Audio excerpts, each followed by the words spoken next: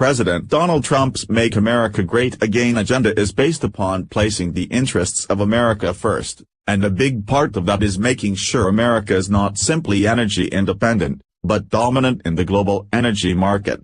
As such, the Department of Interior just announced a draft proposal plan that would unleash American energy production by opening up vast areas of our nation's outer continental shelf to consideration for offshore oil exploration and drilling.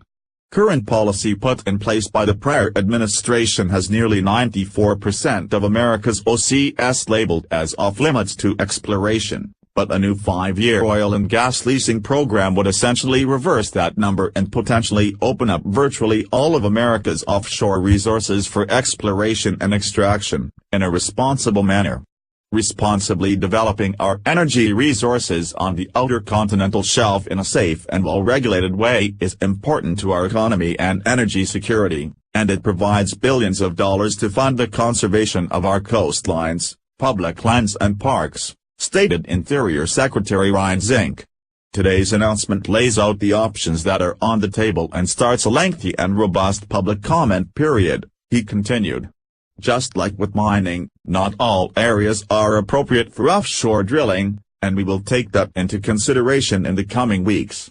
Trending, fraud. Wolf admits he's not sure his own book is true. The important thing is we strike the right balance to protect our coasts and people while still powering America and achieving American energy dominance, Zink added.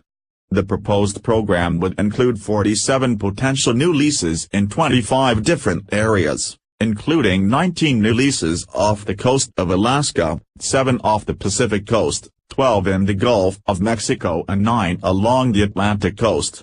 The goal of the program is to move America beyond simply aspiring to become energy independent and place the country on track to be highly competitive and dominant among other oil and gas producers around the globe.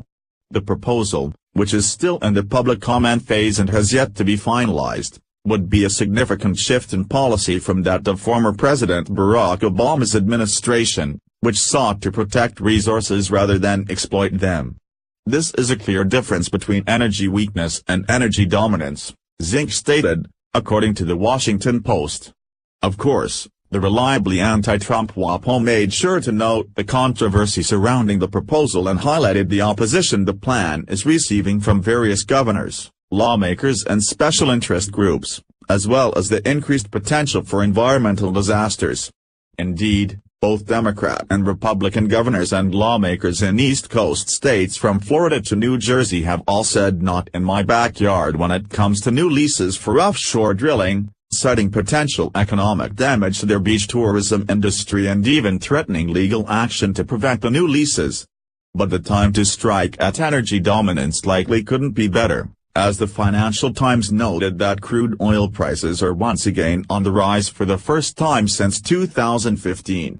Related, after Scarborough asked Trump if he could read, Trump picked up the Bible and gave perfect response. The supply of oil produced globally has shrunk as Russia and the OPEC nations have reduced their production in an effort to push prices back up.